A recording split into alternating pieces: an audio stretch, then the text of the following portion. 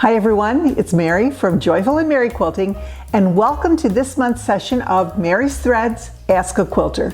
Today we have 3 letters.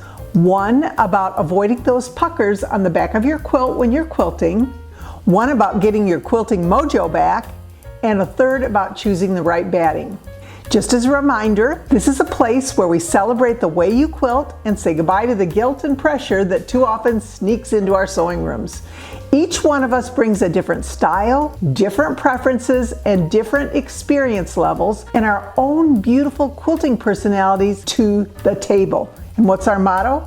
We love how we quilt, we're done with guilt, and we kindly don't care what others think we should do. So we're keeping the letters anonymous for privacy, but I'll give each quilter a fun pseudonym that fits their story. So let's go. First of all, letter number 1. Dear Mary, I wondered if you have any tips on how to keep puckers from the quilt backing during machine quilting. I've always been taught to quilt the center out, then flip and repeat. Other quilters I have watched say quilt only from one side to the other and never turn the quilt. I haven't tried this method. Do you have any suggestions? And this is from Stitching in St. Louis.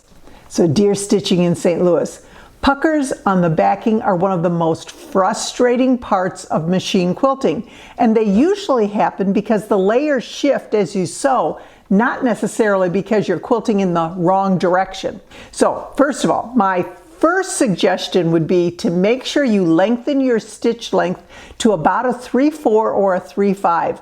The thicker the quilt, the longer the stitch needs to be. Now, you mentioned quilting from the center out and then flipping the quilt and quilting from the center out in the opposite direction.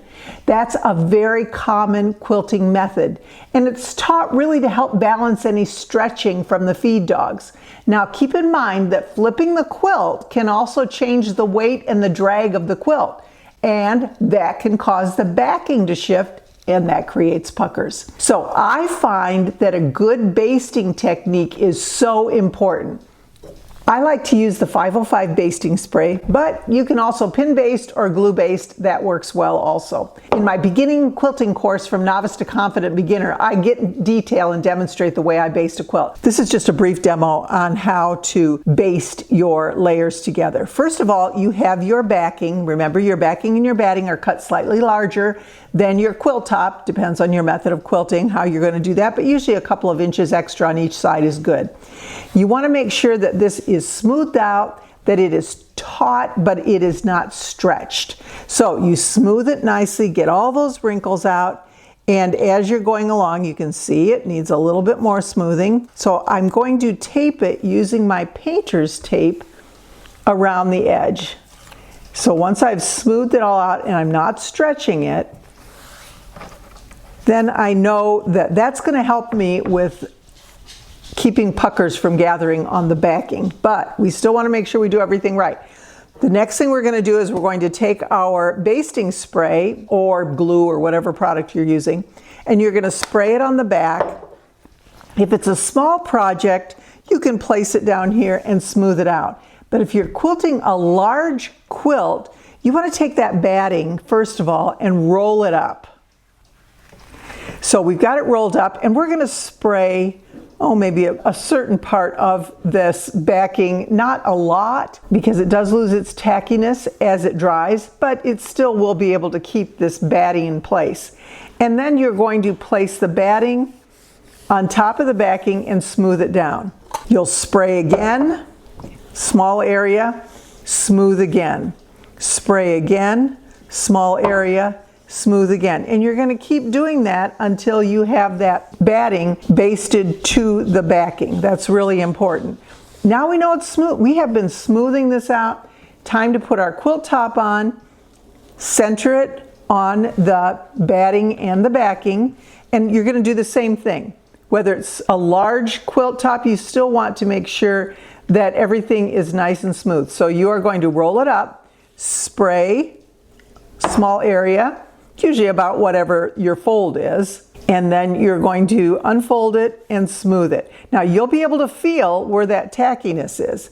Spray it again and unroll it, go to the tackiness, spray it again, and then continue to spray and unroll until you have the entire top basted to the quilt batting and the backing. So that is our process for basting. This will help you keep those layers together and keep those puckers from happening on the bottom of the quilt. Now, the next thing we're going to talk about is your actual quilting. When you are quilting, some people suggest you start in the center and you quilt a line in this direction, flip your quilt around, quilt in the opposite direction, and continue flipping from the center out and then from the center out. That's my preferred method. That's what I like to do. You can start at one end, but when you flip it around, you're going to flip it underneath your sewing machine and then sew the next line. Flip it again, sew the next line. What you want to make sure you do is keep this side rolled up as it's going under your machine, just so it doesn't get caught, because you do have a limited area to feed through that quilt top. The last thing we're going to talk about is you want to make sure that you alternate directions to balance any stretching, but the walking foot makes a huge difference for straight line quilting. It feeds your quilt through nicely.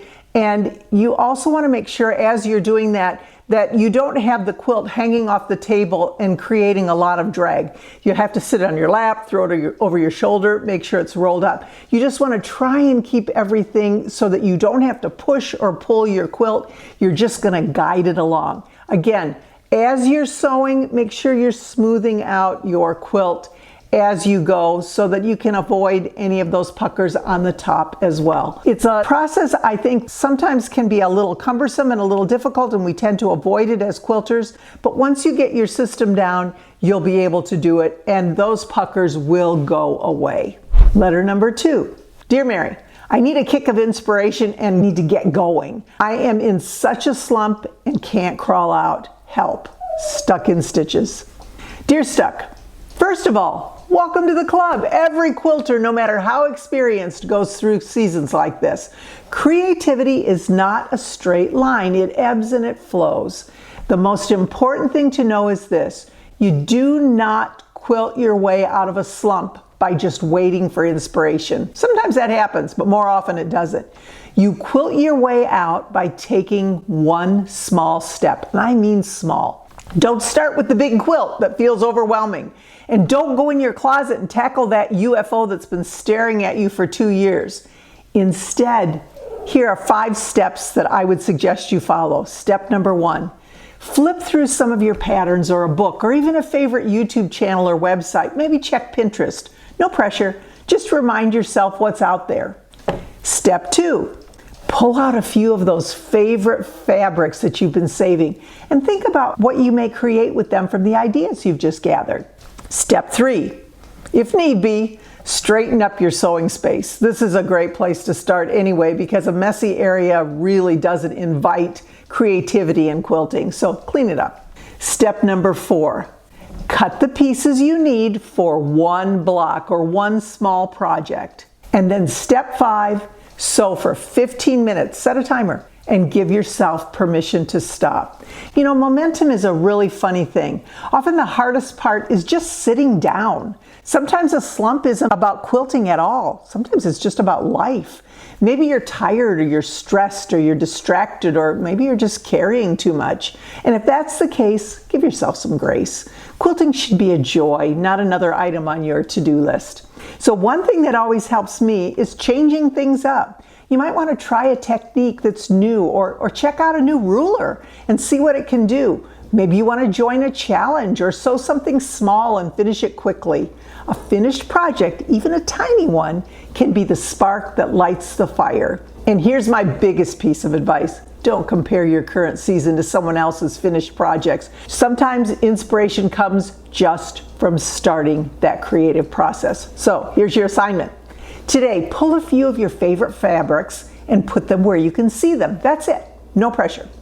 Then just reconnect with what made you fall in love with quilting in the first place. The spark will come. Letter number 3. Dear Mary, every time I'm at the quilt shop, I stand in front of the batting wall completely overwhelmed. Cotton, poly, blends, wool. How do I decide what's best? This is from Batting Bewildered. Dear Batting Bewildered, you are definitely not alone. I get this question or a variation of this question often, and I've answered it here before, but the question still keeps coming. So I'm going to answer it again. Batting can be one of the most confusing parts of quilting because there are so many options, and each option behaves differently. And once we're done with the quilt top, we often just want to move on and get on to our next project. So getting stumped by those batting choices can really be overwhelming and discouraging. The first thing I always ask myself is, what is the purpose of this quilt? So if I want that soft, cozy, slightly crinkly vintage look, I choose 100% cotton. If I want extra warmth without extra weight, wool is wonderful. If I want more loft or puffiness, polyester can be a great option. And if I want a good drape with less wrinkling, I often lean toward a cotton poly blend. I also check the package for two important things: shrinkage and how far apart you can quilt the lines. That little fine print can make a huge difference in your finished quilt. And when it comes to learning about batting, I have a favorite resource I highly recommend: Lynn Heilman at battingsupersale.com. Lynn is incredibly knowledgeable and so generous with her expertise. She will personally answer your questions by email, and she offers free batting seminars that are absolutely worth watching. I don't get anything from Lynn for advertising for her. I just love her, and I think she's an expert in her field, and I have learned a lot from her, and I wanted to share that with you. If batting feels overwhelming, Lynn's website is one of the best places to start. Sometimes the best batting lesson is learning from someone who lives and breathes it. And you know what? Lynn really does. So go there, battingsupersale.com, for further information on this topic.